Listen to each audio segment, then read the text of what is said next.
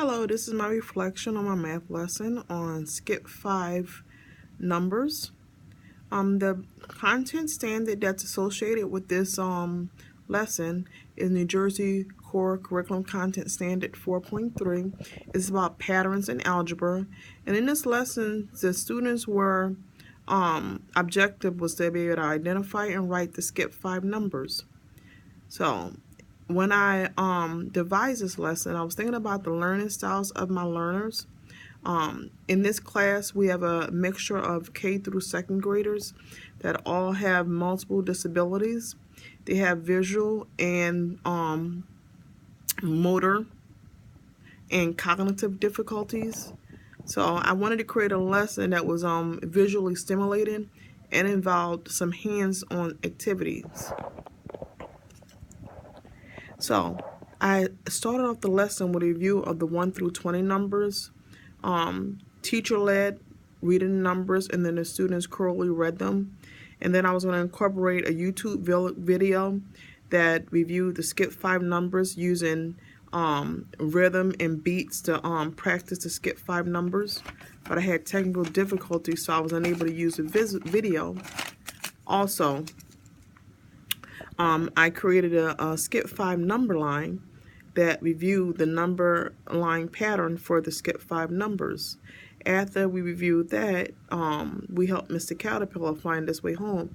That was a prompt that I created that provided 3 of the Skip 5 numbers for the students, and they had to identify the next number in sequence from an assorted random that was placed on the carpet, and place them on the affiliated spot on a caterpillar, and then they had to read the sequence of the numbers. Once that activity was completed, students were given a worksheet that required them to write the Skip 5 pattern. Overall, the students performed very well on the test. During the actual instruction, I had no issues with the students, no issues with behavior, no issues with attention, no issues with any type at all distracting activities.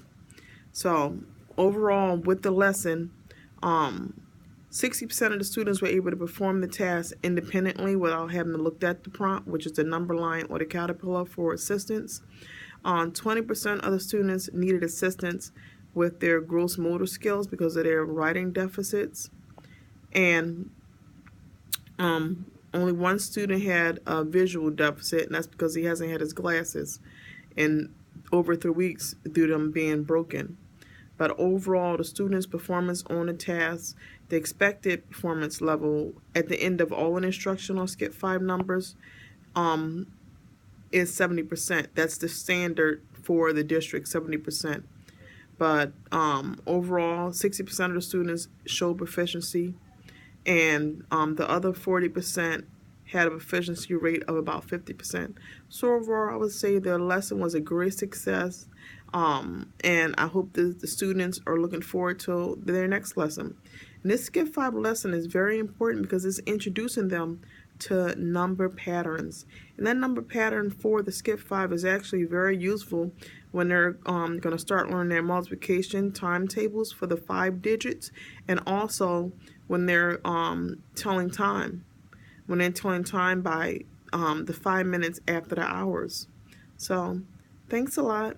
Hope you enjoyed the lesson.